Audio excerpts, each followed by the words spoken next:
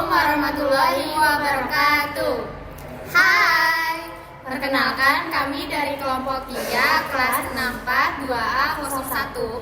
Nama saya Dwi Febrianti dengan NIM 64230385. Nama saya Sukma Fitri Maharani dengan NIM 64230254. Kita ingin mempresentasikan hasil contoh kasus matematika ekonomi, materi akar pangkat dan logaritma. Check it out!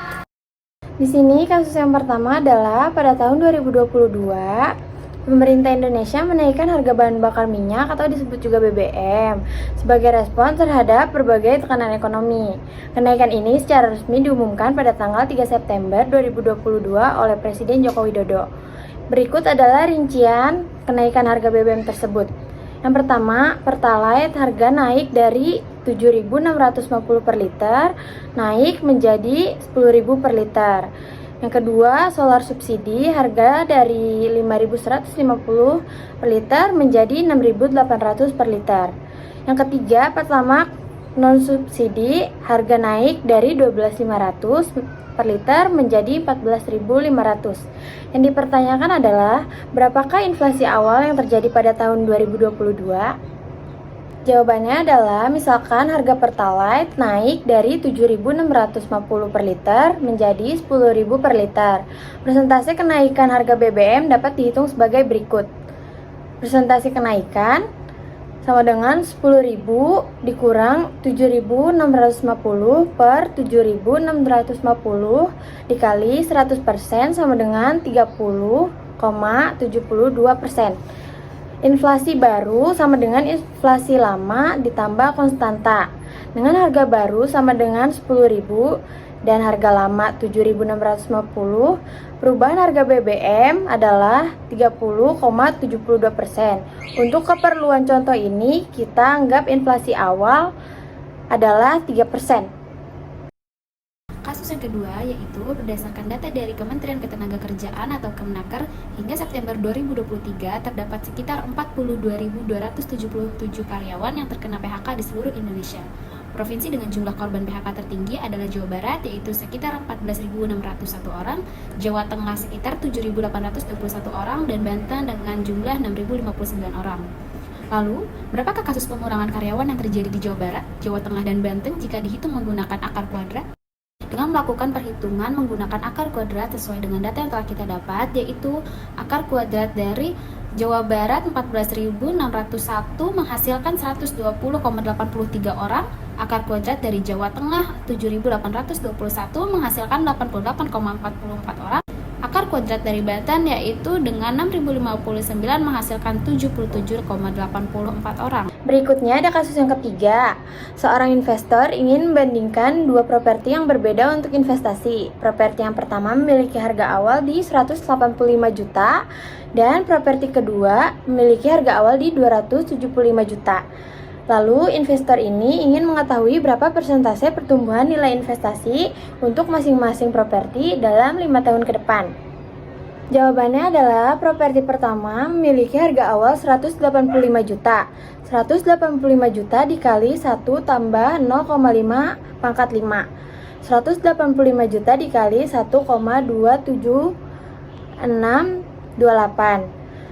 Harga akhir atau 5 tahun kemudian 236.457.500. Untuk menghitung persentase pertumbuhan nilai, kita bisa menggunakan rumus 236.457.500 per 185 juta dikurang 1 dikali 100% sama dengan 27,78%. Jadi properti pertama mengalami pertumbuhan nilai sebesar 27,78% dalam 5 tahun.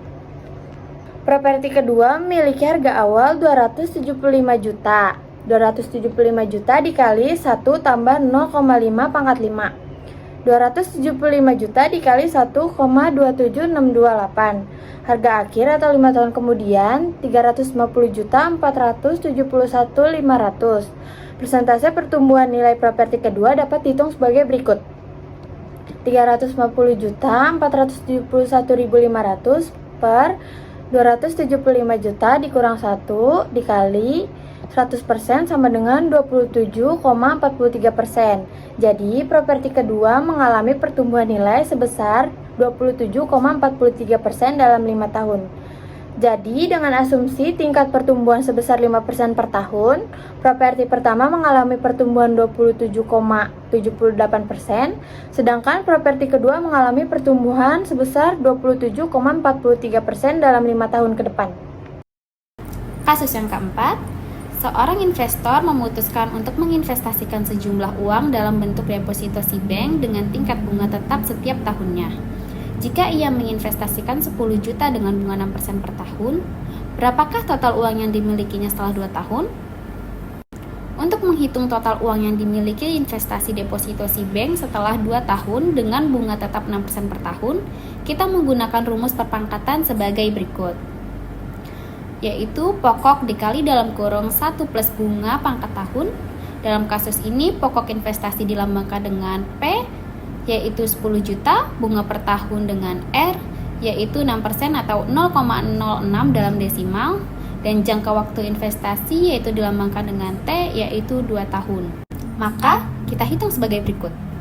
Total uang setelah 2 tahun yaitu 10 juta dikali 1 tambah 0,06 pangkat 2, yaitu 10 juta dikali 1,06 pangkat 2, yang menghasilkan 10 juta dikali 1,1236, yaitu dengan total 11.236.000 rupiah. Jadi, setelah 2 tahun, investor akan memiliki sekitar 11.236.000 berdasarkan investasi dengan tingkat bunga 6% per tahun. Kasus yang kelima yaitu kasus yang terakhir. Seorang investor memutuskan untuk menginvestasikan sejumlah uang dalam bentuk deposito si bank dengan tingkat bunga tetap setiap tahunnya. Jika ia menginvestasikan 10 juta dengan bunga 6% per tahun, berapa total keuntungan buat bank tersebut? Jawabannya adalah perhitungan sama dengan keuntungan dikali bunga dengan pokok jumlah uang yang diinvestasikan, bunga 6% per tahun atau 0,06 dalam bentuk desimal. Langkah-langkahnya, hitunglah keuntungan tahunan. Keuntungannya 10 juta dikali 0,06. Keuntungannya yaitu 600.000. Jadi, keuntungan tahunan yang diperoleh investor adalah 600.000 rupiah. Jika total investasi awal 11.236.000, maka 11.236.000 dikali 2 tahun sama dengan 22.472.000. Jadi, total keuntungan yang diperoleh bank selama 2 tahun yaitu 22.472.000. Sekian video penjelasan dari kami, kurang lebihnya mohon maaf. Wassalamualaikum warahmatullahi wabarakatuh. Terima kasih.